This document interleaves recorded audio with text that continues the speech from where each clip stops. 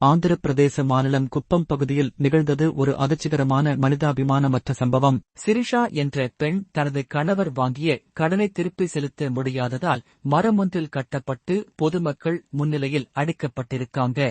அவருடைய கணவர் திம்மராயப்பா 3 ஆண்டுகளுக்கு முன்பு ஊரில் உள்ள ஒருவரிடம் ரூபாய் 80,000 கடனாக பெற்றார். அதனை திருப்பித் தராமல் ஊரை விட்டு ஓடிவிட்டார். சிரிஷா 3 பிள்ளைகளுடன் கூலி வேலை செய்து அந்த கடனை தவறாமல் சிறு சிறு தொகையாக திருப்பிக் கொடுத்துக் கொண்டிருந்தார்.